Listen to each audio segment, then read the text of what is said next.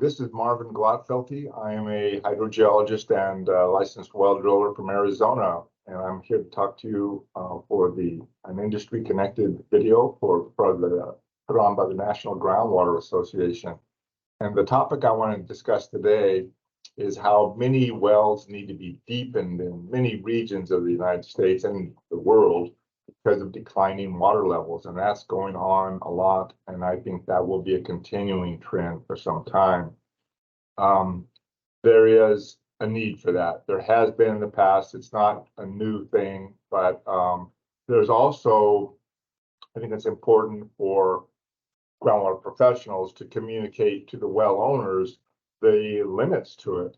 For example, some of the obvious, if you have a 6-inch well, you can't deepen it unless you're doing under reaming as a 6-inch well. It has to be deepened as a smaller diameter well. If it's a 8-inch well, it might be able to be deepened as a 4-inch well or something like that. So there's diameter as we go to smaller telescoping diameters. If we start as a very large well, that's more readily possible. And the other thing is when we are circulating fluids to clean out our cuttings as we deepen a well, we're circulating them past a well-screened interval. And that means we're going to be clogging that interval off, and that's fine. We can redevelop that, but that redevelopment will be necessary. Otherwise, we may lose the ability to really get the increased production even. And if there is some water in that upper screened interval, and now our water table has dropped, and we deepen the well, unless we install a blank liner in that upper well screen, or a well screened interval, we're liable to have cascading water, and that cascading water can be problematic for pump equipment and corrosion, and a lot of different reasons that's a bad thing. So all these are limitations. And of course, water quality. Water quality does change at different depths in the aquifer, so that's something to keep in mind. But I think that new wells can be designed to be prepared for eventual deepening. And I want to show you a little PowerPoint here. So if we're putting in a well, we oftentimes will install our casing and screen with a bullnose or a steel plate at the base, and then put in our angular material, our filter pack, or whatever.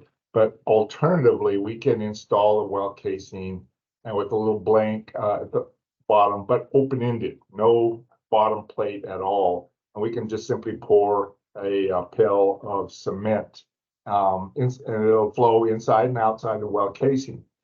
This is a downside, which is now we have to let that harden before we add our filter pack. And we don't want to wait very long because we have an unstable open borehole here filled with our drilling fluid, but not fully secure. So we would probably add accelerator, calcium chloride or something like that to reduce that waiting time.